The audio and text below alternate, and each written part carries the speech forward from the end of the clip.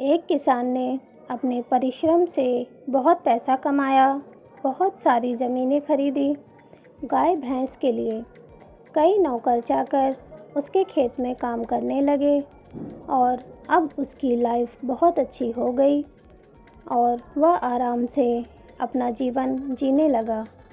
कुछ समय बाद उस किसान की मृत्यु हो गई। अब सारी जिम्मेदारी उसके बेटे पे आ गई, पर उसका बेटा बहुत आलसी था।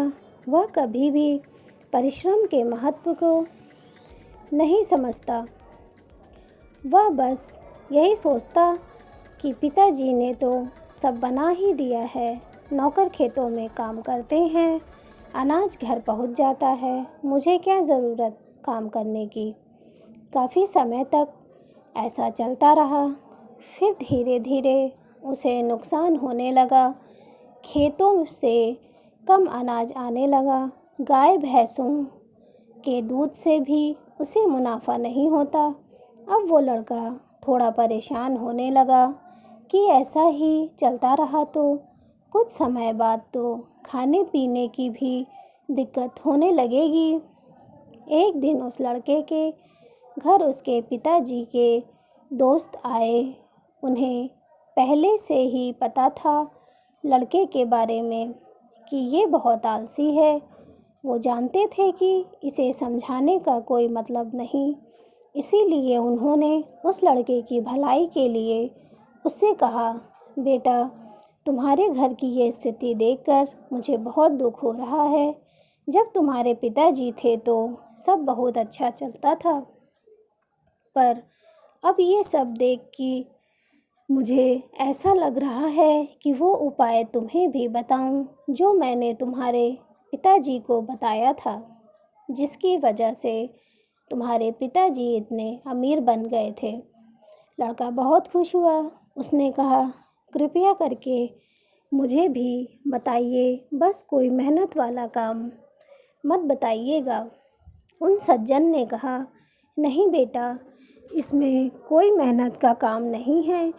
तुम्हें बस सफ़ेद हंस को के दर्शन करने हैं। वो हंस मानसरोवर पर रहता है और सारे पक्षियों के जागने से पहले यहाँ आता है और शाम होने से पहले चला जाता है। बस ये पता नहीं कि वो कब आएगा, पर एक बार जो कोई भी उसका दर्शन कर लेता है तो ज़िंदगी भर उसे कोई कमी नहीं होती। बिना मेहनत के ही उसके पास सब आता रहता है। लड़का बहुत खुश हुआ और दूसरे ही दिन सुबह घर से बाहर निकला और हंस की तलाश में अपने खेतों की तरफ गया।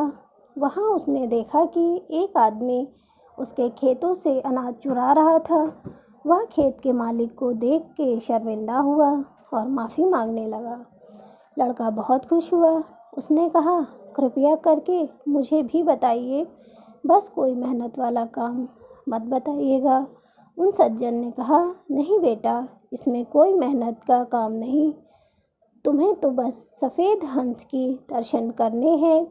वो हंस मानसरोवर पे रहता है और सारे पक्षियों के जागने से पहले यहाँ आता है और शाम होने से पहले चला जाता है, लेकिन पता नहीं कि वो कब आता है।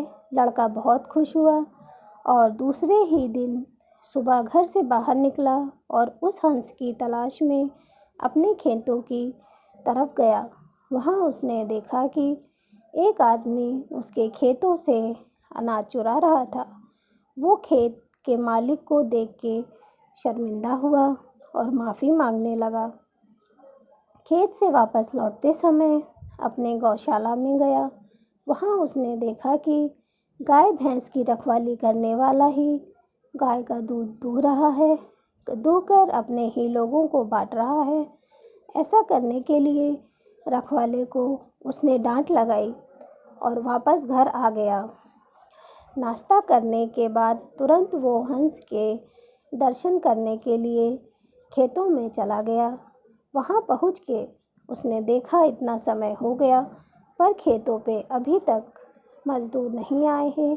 जब मज़दूर आए तो उन्हें भी डांट लगाई।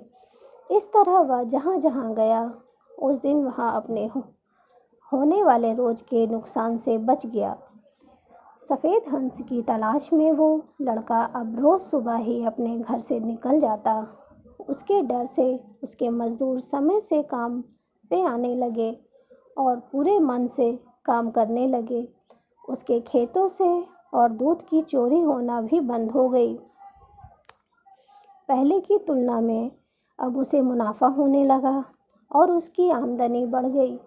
एक दिन उसके पिताजी के दोस्त फिर से आए, उसके घर आए।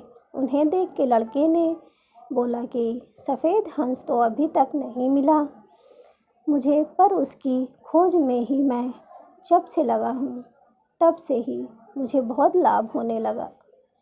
पता नहीं वो जिस दिन दिख जाएगा उस दिन क्या होगा।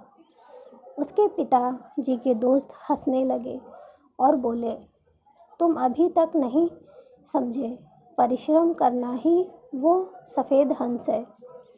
परिश्रम का फल हमेशा उजाले की तरफ होता है। जो परिश्रम करना बंद करके अपना काम नौकरों पे छोड़ देता है, उसे हमेशा नुकसान का सामना करना पड़ता है।